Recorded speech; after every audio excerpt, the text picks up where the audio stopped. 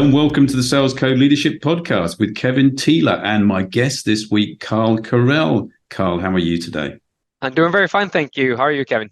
Very well indeed. Where are you today? Where are you calling in from? I'm currently sitting in Malmö, Sweden, at the moment, where we have our head office headquartered out of Europe. So I'm Swedish originally. I've spent the vast majority of my career in the US, but back in Sweden now. So which feels odd to be a foreigner in your own country again. Oh, well, that's an interesting topic in itself. Now, if I'm right, you are the founder and chief revenue officer of GetAccept. Is that right? That's correct. And what does that role involve on a day-to-day basis then, Carl? What do you get paid to do effectively? No, I think the CRO maybe is a little bit ambiguous in terms of the definitions on different companies, but I mean, I run all of our customer-facing reps. I mean, that's everything from top of the funnel when it comes to SDRs, partnership, account managers, customer success managers, and of course, account executives at the end. So everyone communicating with customers on that end, working very closely. Of course, we have a CMO, so it doesn't take on the marketing that it does in some companies. We think those ones are a little bit too big responsibility to have all under one department, but on a day-to-day basis, I spend, of course, a lot of time talking to customers, which I think any type of senior sales leader should do to really understand their customer base, but mainly working with our different sales directors and leaders and for our different teams. So, of course, predominantly spending more time with other leaders and coaching them to make their team successful. Sounds like a heck of a lot to do in a day. It is, but as long as it's something that's exciting and something that's inspiring, I don't mind having a lot to do. Absolutely. And is this the career you had in mind at 16?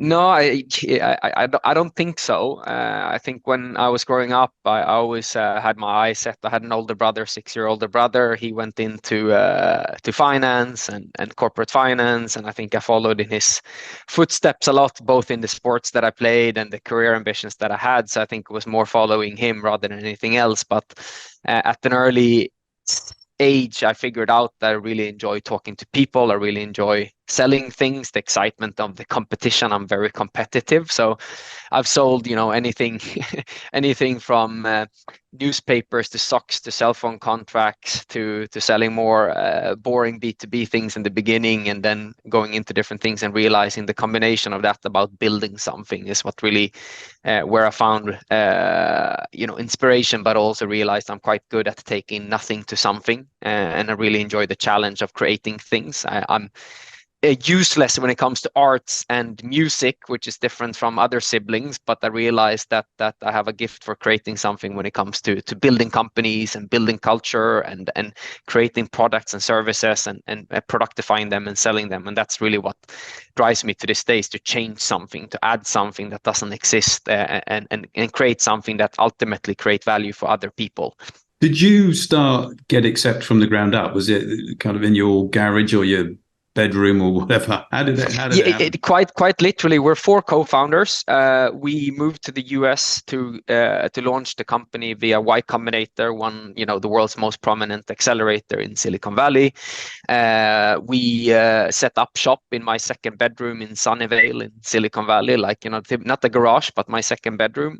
We were 4 families, 6 small kids and infants running around, and a lot of the first sales calls and customer calls was with holding 3 months old toddlers in the hand and handing them over because you had to take a sales call and etc. at the different hours at the night. So yeah, very much the quintessential type of venture backed seed stage startup, going through accelerators, funding in Silicon Valley, and trying to see if we were able, as with 4 Swedish people, trying to see what happens if we really, really challenge us starting a company in a different part of the world where the competition is the most fierce, and see if we're, cut out to make it in the most competitive environment in the world.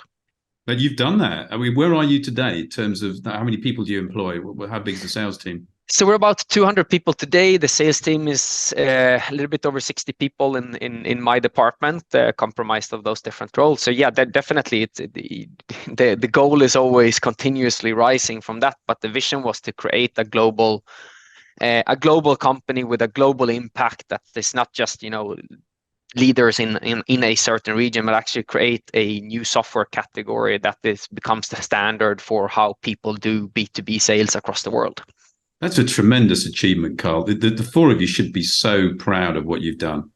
We are very proud, but we're also good to be self-critical. So it's always you're raising the bar constantly, and I think that's just part of the competitive nature that you have, and I think that's part of it. But yeah, we are, maybe one of our biggest weaknesses is celebrating success, and that's something that we constantly try to remind ourselves on, because usually when you achieve something, the first thing that happens in the mind, where are we going next? That's right. What's the next step? What's the next achievement that we can hit? And I think that's obviously a challenge for a busy mind, I think, in general. Sales is a journey, not a destination.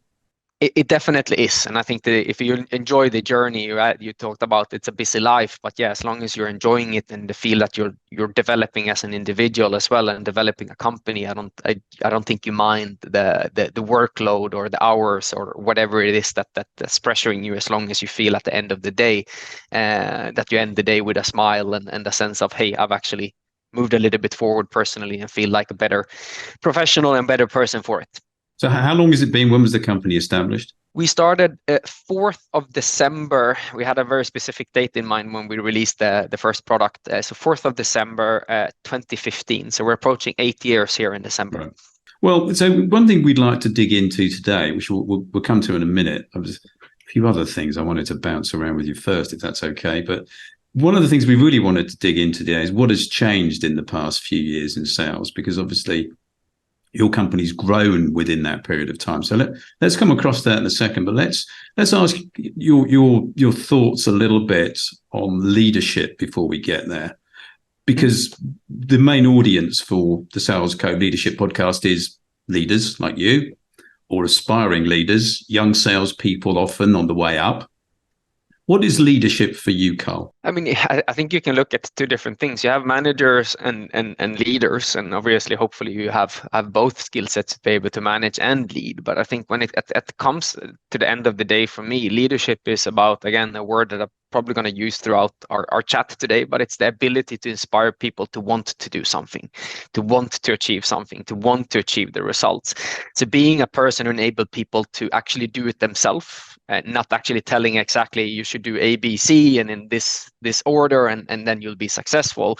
It's actually develop people to develop a certain type of skill set to be successful at something. And ultimately, a great leader makes their team and those individuals successful, give credit when the team is successful, individuals are successful, and take responsibility when you're failing. It's a tough job, but that to me is like the purest definition of leadership, is the person who makes sure that people are successful and take responsibility when you're struggling. And I think that this is a core essence. A lot of people don't do it that way. They lead with a little bit more totalitarian and take credit and maybe a little bit too proud of themselves when it comes to those situations, and often see those so-called leaders fail in the long term because people want to follow great leadership rather maybe sometimes than great companies at the end of the day, because they want to develop themselves as individuals. And if people feel that by working with this leader they're developing as individual, you probably have a very successful leadership in place.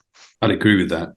Do you invest in developing your people at GetAccept? A significant amount, and not just in developing individuals in terms of training and onboarding, and there's different parts of developing. It's also developing the culture, which I think is quintessential for a successful company nowadays. You can't run a company because retaining top talent is key. I mean, particularly in the field of sales. We started out in Silicon Valley. I mean, the average tenure for some of the AEs were 12 to 18 months, sometimes less. That's when you consider a person usually ramped, and then they leave for the next opportunity.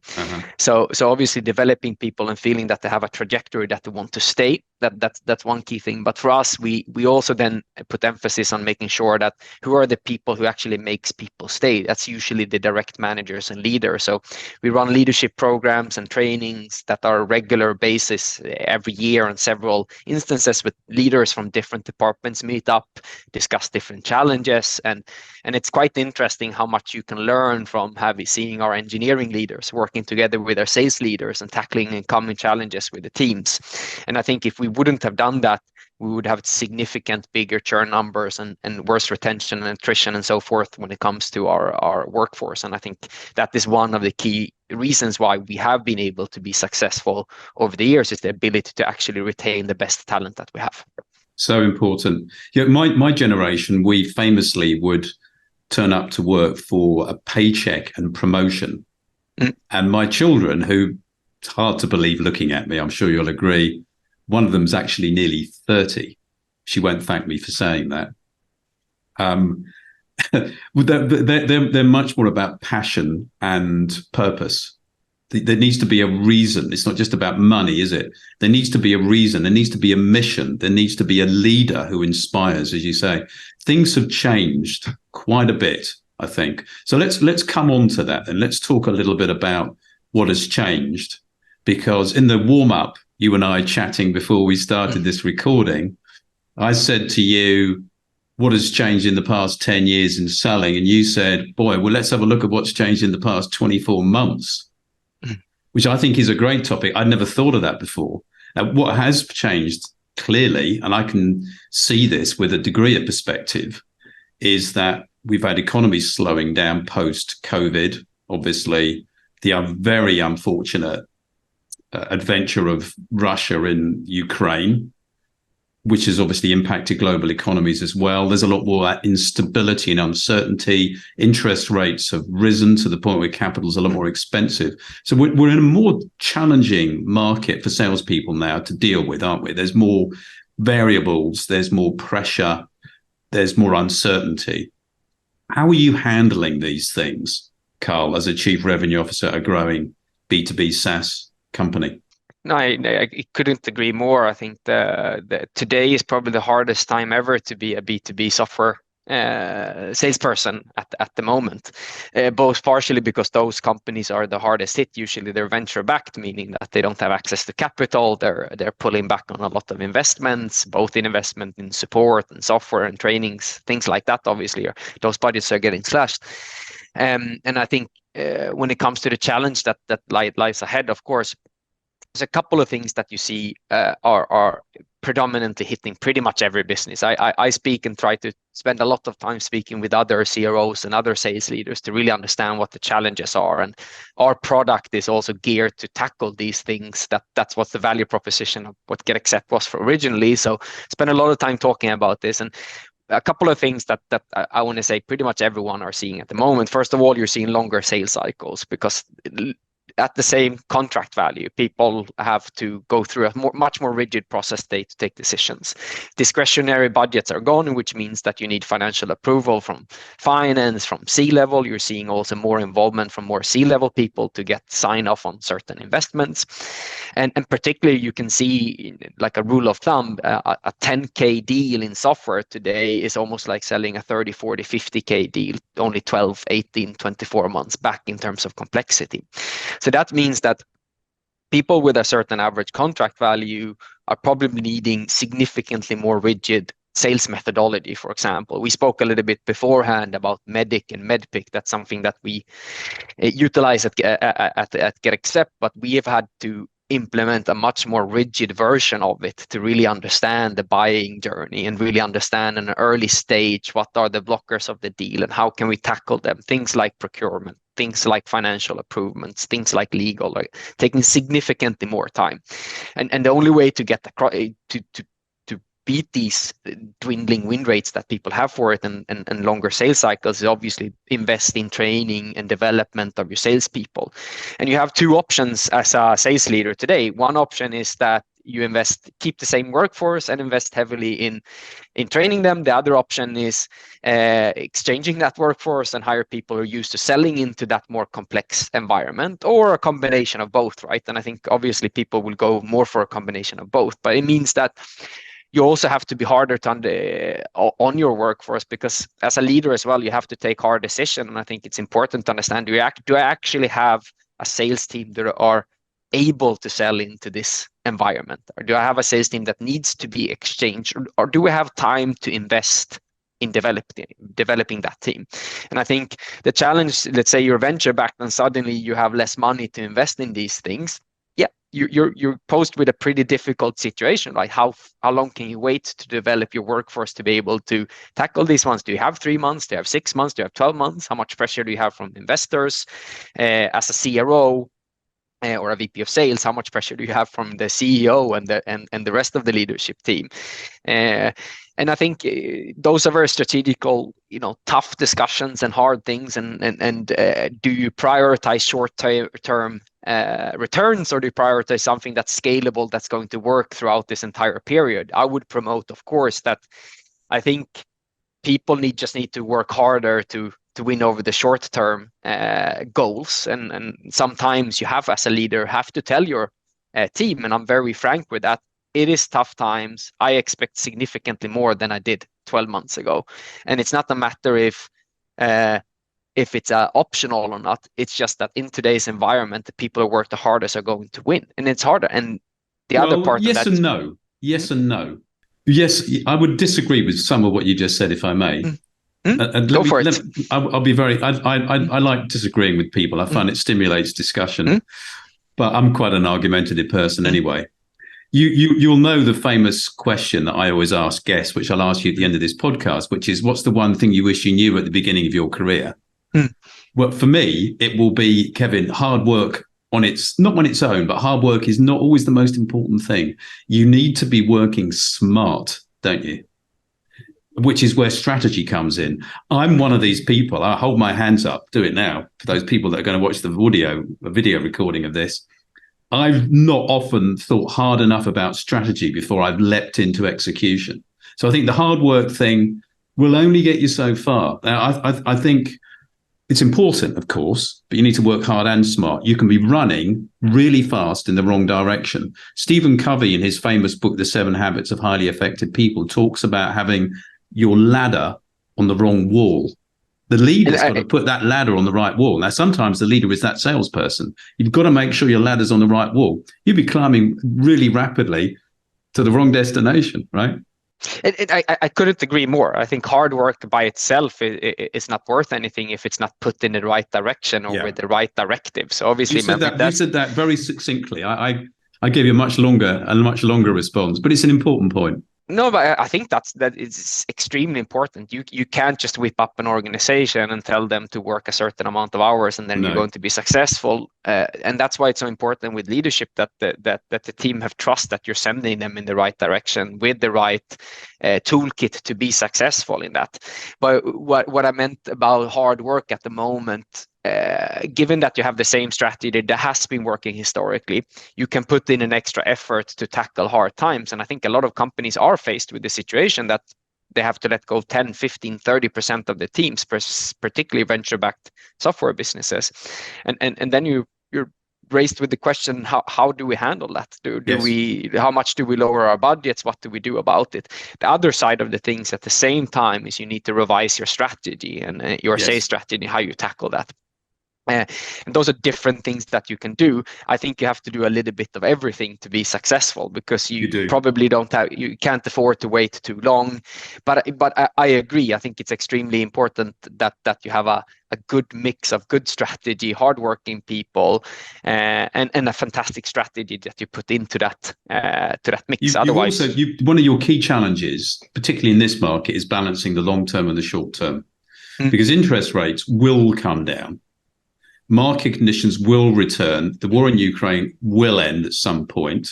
The world is never going to be totally certain. Obviously, there's a lot of uncertainty at the moment. I mean, things will change always, but things will change to a bit more stability and a bit more growth at some point. So if you don't plan for the long term, you won't be here for the long term. I think you make a very interesting point about training and development, because it's one of those things, very easy to cut that at the moment and say, oh, well, but that's not going to give us an immediate return. But if you're not training and developing your salespeople, in the long term, you won't have a great sales team. You'll have an average sales team with high turnover, and a few A-star players, weren't you? Yeah, and I would argue towards the opposite. Based on the challenges that salespeople are having today, you need more training to be able to tackle a harder environment. And then it depends. I mean, different people invest in training in different ways. But if you look at your sales team and look at the coverage you have in terms of training, what is the cost to add another person who's working full time with training if you have 40 salespeople, for example, comparatively to just add 3 or 4 more AEs on the top? It's a relatively lower cost, right? But if you can increase the efficiency on those ones, or go from, and it's not uncommon today that people have win rates around 10 to 12% on outbound at the current environment. So, and coming down from maybe 20, 25.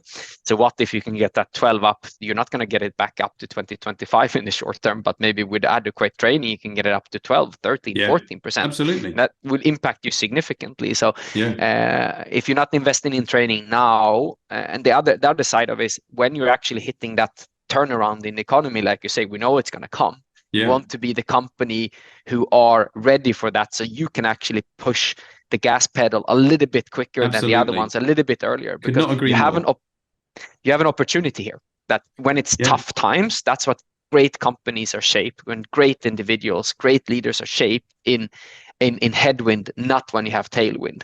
And if you see that opportunity and invest in that opportunity, you're probably going to beat your competition, whether you're an individualist that are trying to get your next promotion or develop. You can win. If you're an individual AE, you can win against the average person if you develop a little bit more, because people are so challenged today, which means that you're kind of seeing a little bit of a split between the people who truly have the skill set versus people kind of just following that tailwind and that wave over the past couple of years. A high tide raises all boats. Agreed. We're not in a high tide at the moment. So that's where you can see where the challenges come in.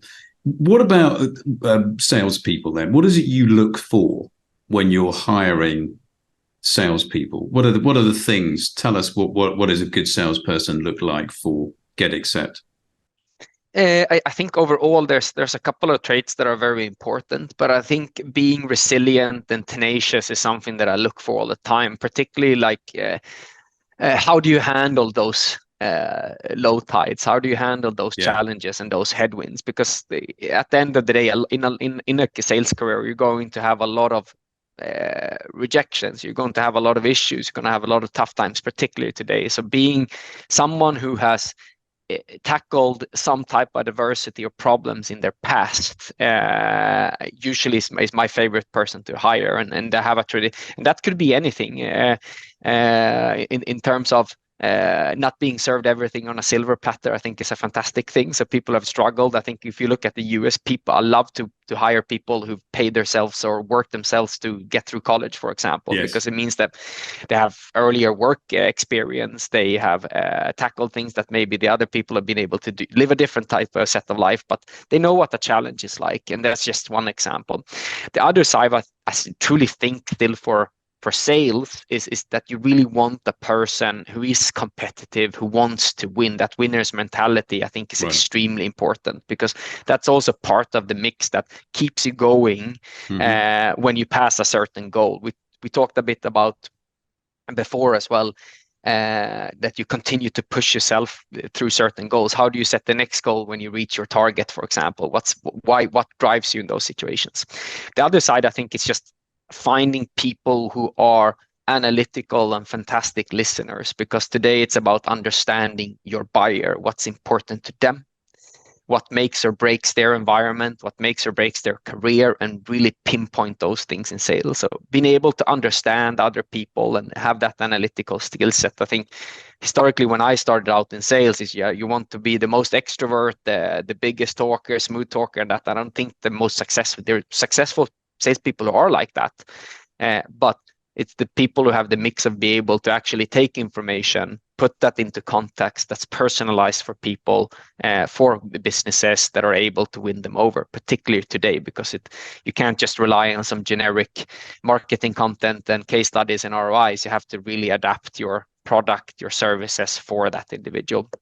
And then I think curiosity, as the last one I'll mention, is extremely important. A person who's curious will find out things about. If you're naturally curious, you will find out things about your client. You will find out ways to sell differently when you're challenged because you see your win rates are going down as an individual contributor. So I think curiosity is a very, very important trait to have. What about the hiring process then? So if I'm an account executive, I've applied for a job.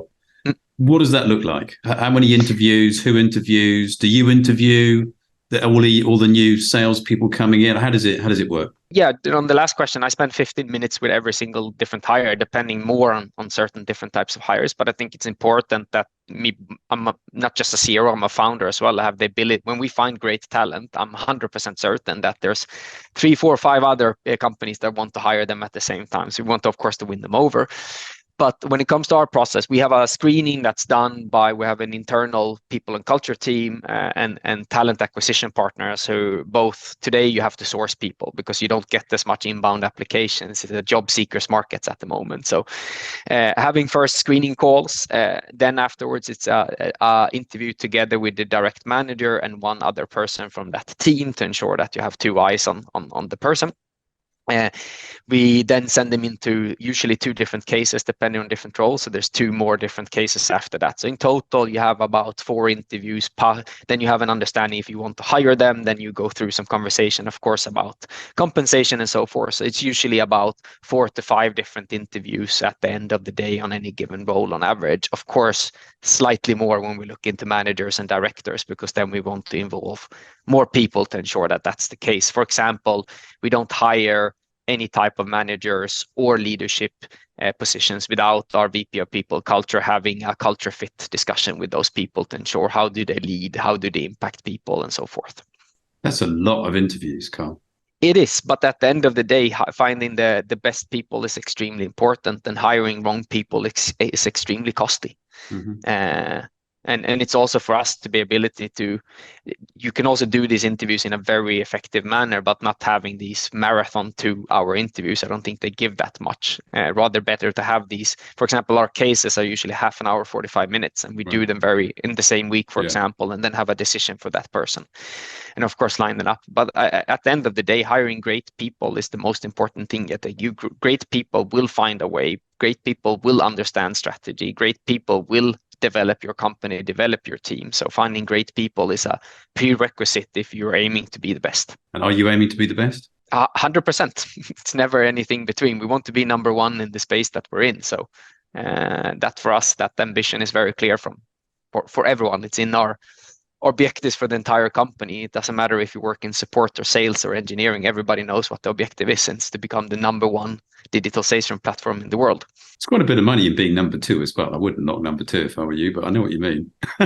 No, of course, but it's not fun to aim for number 2. No, of course it's not. We want to be competitive, don't we? Well, listen, I've got a couple more questions for you. We've covered a lot of ground. Time has flown by, which is always a sign of an interesting conversation. What is it you do to unwind at the end of a busy day yourself? Because you obviously have a ton of stuff going on here.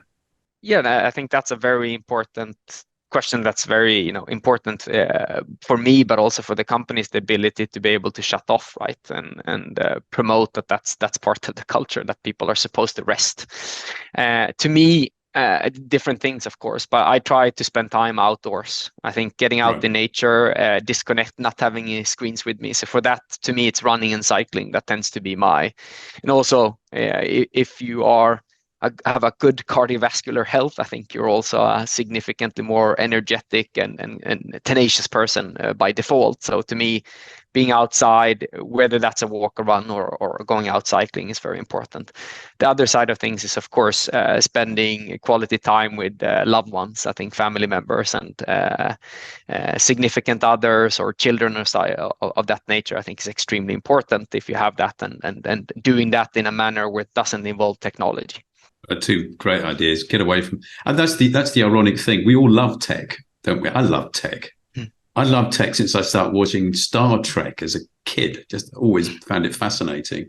I love selling it as well. I think that's great, but it doesn't always help us to quieten our minds, does it? It's sometimes you just need to as you say, get out of it and get into nature is a great thing to do. Have you got access to nature on your doorstep there in Sweden? Pretty much, yeah. We have some fantastic parks to run in, but also just with 10 minutes on my road bike, I'm outside in the countryside with rolling hills, and yeah, I think that's fantastic to me, and that's why I love cycling, because it's you can't look at the screen, because then you're going to be off the road or in a ditch somewhere. So I think that combination forces you to relax in a different way. It's hard to listen to podcast and music because it's unsafe. So I think it's a fantastic way to get outside. But yeah, to me, that view of nature and seeing trees and fields and stuff like that is something that truly calms you down, and are able to maybe wind off those thoughts about what should I do tomorrow, or what happened today in that meeting, or how are we going to hit the targets for the month, etc. Those kind of disappear in an instant when you get out in nature. Well, let's assume you're pedaling this. It's a sports bike you've got, is it? Is that what you ride? Correct. I imagine you're very competitive. Do you go out with a bunch of friends and you all try and race each other and stuff? Or predominantly by myself, to be honest, right. just to be able to be in that little bit quiet mind. I do that at weekends, some social rides with friends, but I prefer being by myself. Well, let's assume you're by yourself, pedaling along through a forest in Sweden, and you're reflecting on your career, which has been very successful, as you say, not by far a long way to go, but you've achieved a heck of a lot in a very short period of time. I can tell you, I'm impressed by what you've done. So that means something. What is the one thing you think you would like to have known when you started your career? I think number one thing would be to ask for help early, and ask for support or input from external people, particularly when it comes to building a company. But I think that applies to any person. So finding external mentors at the end of the day, I think, is extremely important. It's something that took me probably until I was around 24, 25 to find a formal person that I can speak on a regular basis and started to get to know me. I wished I'd done that 5 years earlier, because I could have avoided so many different type of mistakes. And you can find these people. I started finding people in entrepreneurial networks in the beginning, but I think there's a fantastic way is to get in people with a different set of eyes and ears to your problems, and something who get to know you over time. And I also would say that if you're in a high pressure environment, a psychologist that you see on a regular basis as a more of a preemptive way to handle stress and problems, those ones in combination are two things that I would recommend to any person to do, no matter what, if you're in B2B SaaS or sales or engineering, or do any other type of profession in any other way where you're ambitious. That's a really good point. I work a lot with founders of tech companies. And what you find is the higher you get, the more lonely the position becomes. Because clearly you're going to have issues through the day, some of which you cannot share with the people beneath you, because they need to get on and do their job. And sometimes there's really nobody above. I mean, you've got peers in your business. So there's 4 of you as founders, which is great. So I guess there's always people you can go to, but still it's quite lonely, making some quite tough decisions at the top of a business.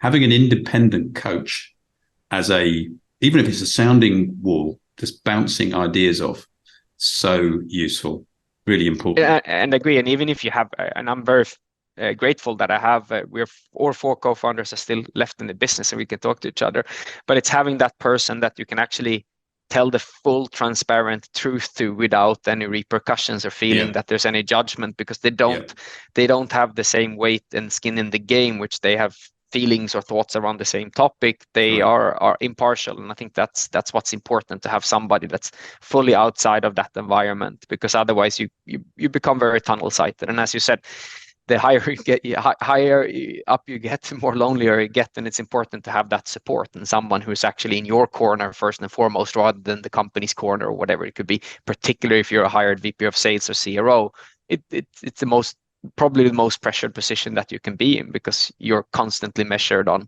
monthly, daily, quarterly, yearly results, and the pressure is obviously always on from all directions. Carl, it's been a wonderful conversation. Thank you so much for your time. Thank you, Kevin. It's been fantastic. And thank you to the listener. Please do give us a review if you like what you've heard. It helps to boost the listenership enormously.